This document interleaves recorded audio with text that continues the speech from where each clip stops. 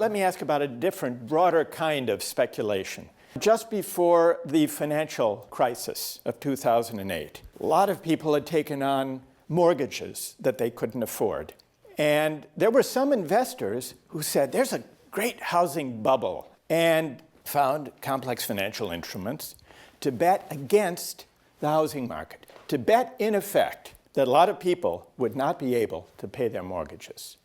That's exactly what happened. The housing market crashed, and one hedge fund manager made $3 to $4 billion in 1 year betting on the collapse of the housing market. He didn't contribute to the misfortune of the people who lost their homes, but he did have a tremendous financial windfall from the fact that they had lost their homes. He didn't have their consent when he bet they wouldn't be able to pay their mortgages. He made huge profits from it. Is there something wrong with that?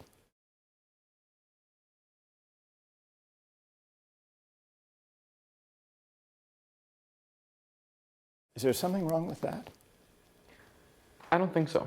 Then what's the difference? Well, the difference is that in the first case, it's about impacting an individual directly, whereas in the second case, it's more like losing a home, not just money. I don't say it's good, but I do think that losing your home is better than losing your life in the first place. Second, I think that when betting impacts an individual directly, it's a little bit different than when it impacts. But the death pool doesn't affect the people being bet upon directly.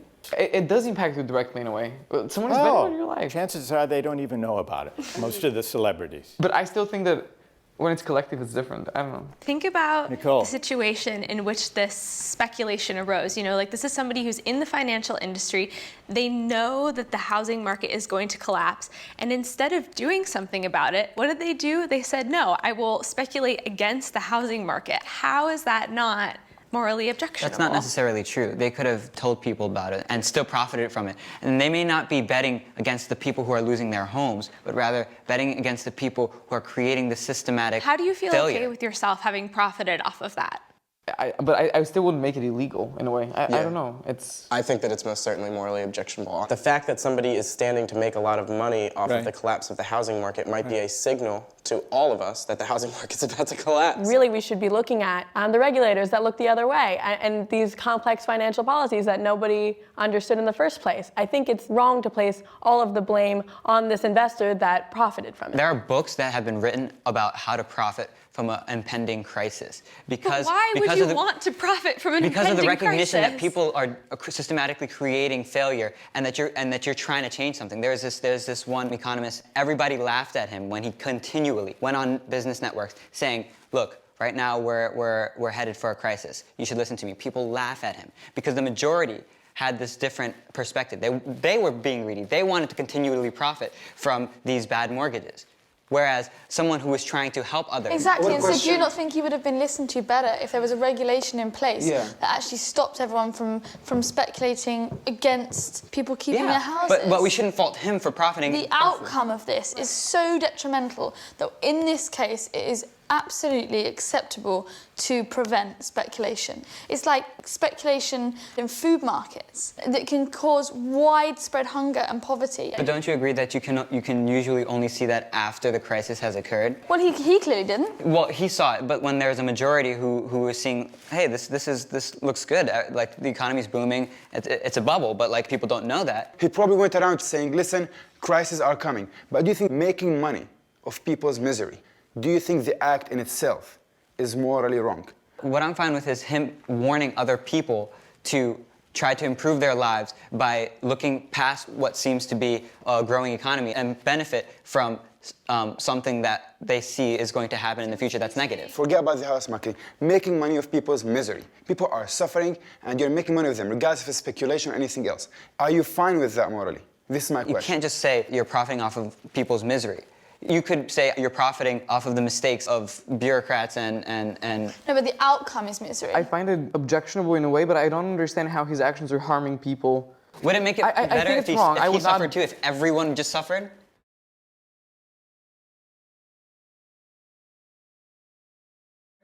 They said publicly that this is what's going to happen. Right. And nobody listened to them. Right. when they put their money where their mouth was. So they made a lot of money, which is great, right?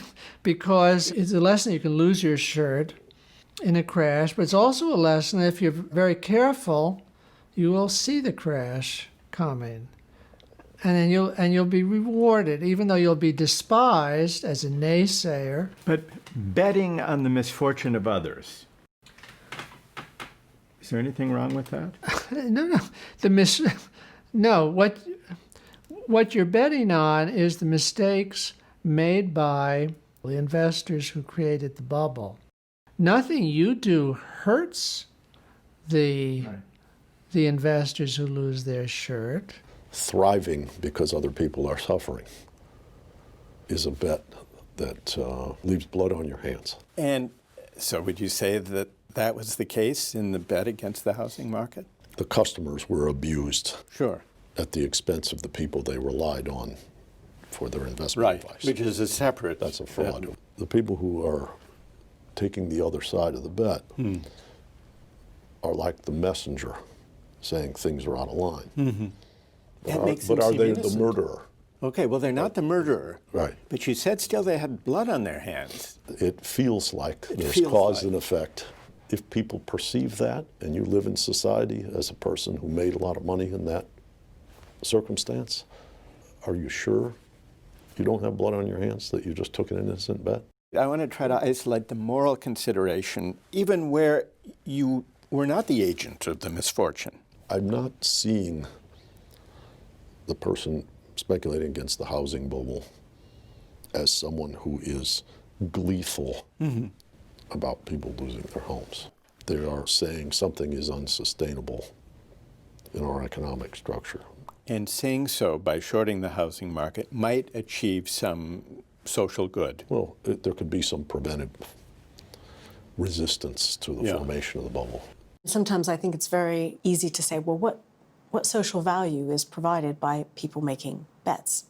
The usual argument is that in the process of making bets, they are generating information for the market about likely outcomes and making the market more efficient and resulting in better pricing in the market as a result of that. I mean, it's interesting that those people who made bets around the housing market were betting against conventional wisdom.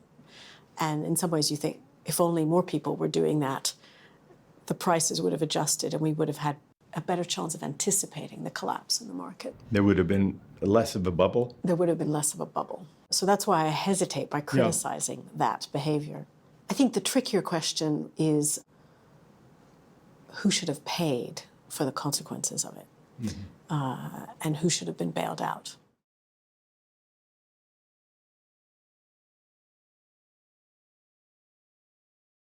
The issue here is not whether the speculator was to blame for the housing crisis. That's not the issue. No. The issue is the moral status of his gains. Should these be considered morally tainted gains in the same way that the winner of a death pool, we consider those gains morally tainted? Are they on a par or are they different? That's the question, Josh, I think that they should be asking you. There's definitely a disconnect between death and bad economic times that can be improved. And losing your house, losing your kids' education, and so on. Your objection is to the idea of profiteering from other people's misery, which is what occurred in the housing crisis. But what if that speculator used those profits to reinvest in the people who suffered? Would that suddenly become an okay... I think that's extending the analogy to a place where But we're talking about the trying to practice trap itself, us. though. The ethics of the bet itself. For me, it's not about the act, it's about the impact that the act has. And the ability to speculate in a global financial market on the demise of many, many people who are homeowners means that in this instance there has to be some kind of regulation. I'm not particularly interested in whether any bank is to blame or even if they reimburse people. I'm more interested in the fact that this sends a signal to the wider financial market that it's okay to engage in activities that are in the long term detrimental. It promotes a bad attitude and a bad social norm, you think? Yeah. And therefore it should be discouraged.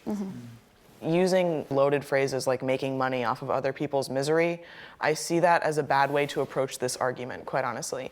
Obviously, financial markets are extremely complex things that are constantly changing. With that in mind, the financial market should be regulated, not because betting against the housing market was a a morally corrupt decision. Regulation should come less from a perception of morally bad decisions in financial markets and more from the idea that there are business cycles that happen, and the results of those business cycles can have negative impacts on the wider population. I want to return to the idea of promoting bad attitudes, as you were talking about. I just have constant issue with this, and I have a question for you, Jamie. What about if it was on a smaller scale? Would you be in favor of, or would you be opposed to, for example, shorting a company's stock because it would promote a bad attitude?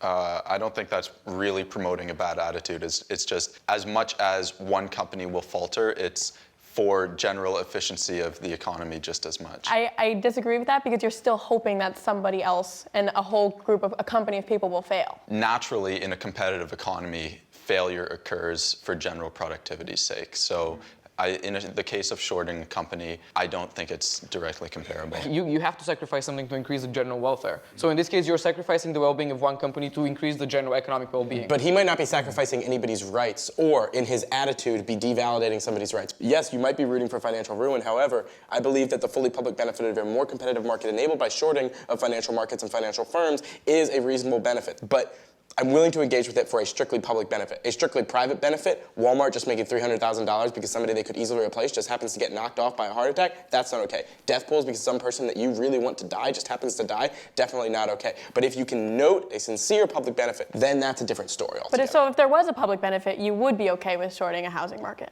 Absolutely. Yeah. If you could, you would have to pass a pretty high test, I think. I think you'd have to answer Ellie's criticism that you are not encouraging coarse, short-sighted attitudes in the larger commodities and securities markets. And who's to determine those coarse, short-sighted We've got regulators, we've got economists.